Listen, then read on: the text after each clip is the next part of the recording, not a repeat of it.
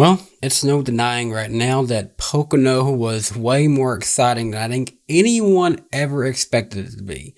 A lot of things happened, and I haven't even had a chance to talk about it yet because I'm still just trying to give it time to see what's happened today. Now, at the end of the race at Pocono, Denny Hamlin crossed the line first, Kyle Busch crossed the line second, but their respective wins for both of them were taken away because of a slight modification, a little piece of vinyl tape or whatever it was on the car underneath the vinyl wraps of both of those cars. It was discovered in post-race inspection by NASCAR.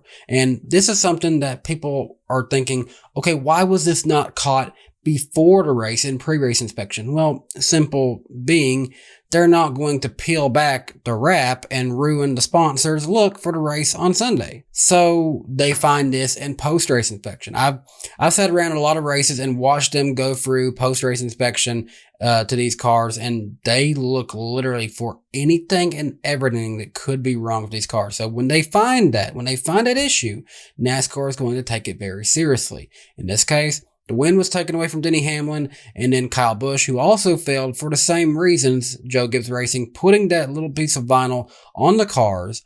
That ruined both of their races, and Chase Elliott was declared the winner of this Sunday's race for his fourth win of the 2022 season. Now, Chase Elliott has now since said he doesn't really feel like he won that race. He says that Denny Hamlin can honestly keep the trophy. He's not too concerned about it. I think the team of Hendrick Motorsports might eventually work it out to just get the trophy back, and they'll put it up in the lobby somewhere in some kind of trophy case. They've got all kinds of trophies all around Hendrick Motorsports, so that's probably what will end up happening to that one. But as far as this goes, this is something that, NASCAR's got to take this very seriously. They went into the 2022 season with very, very strict rules in place for the next-gen car. In this case, a modification was done to the front fascia of the car that helped it have an aerodynamical advantage. Even if it was slight, it had an aerodynamic advantage because of what was done here.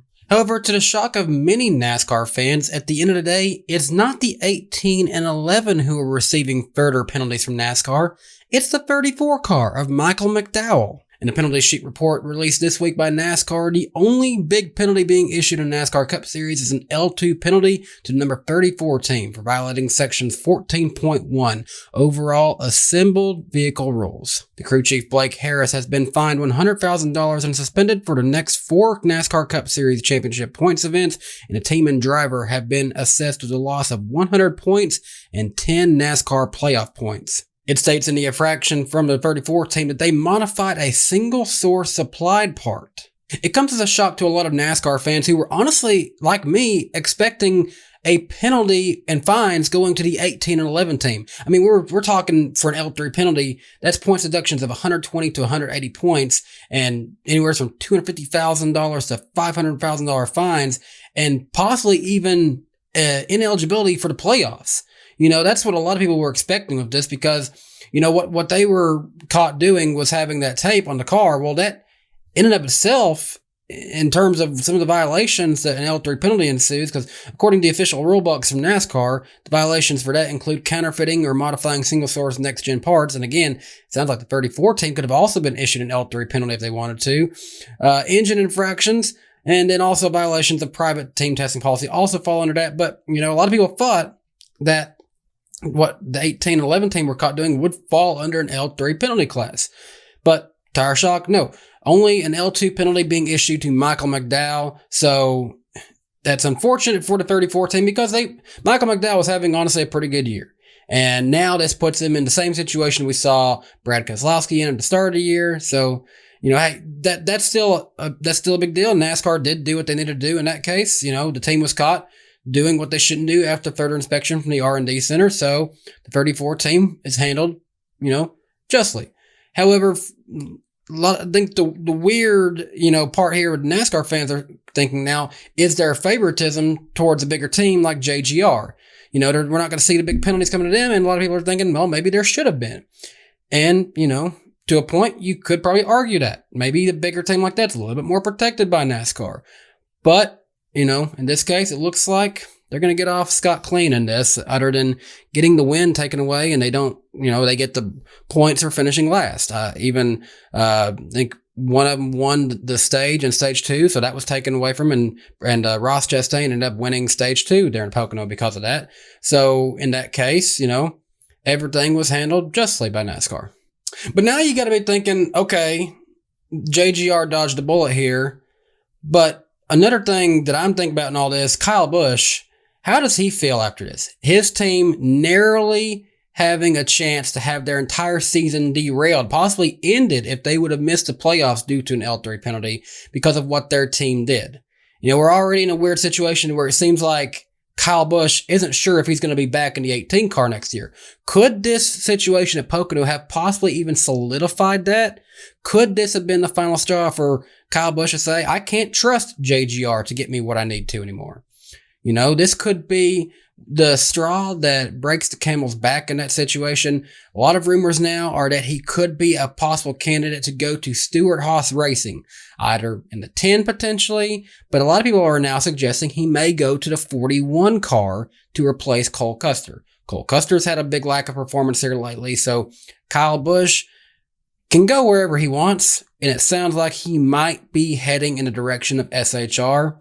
This right here might have just been all that he needed to confirm that.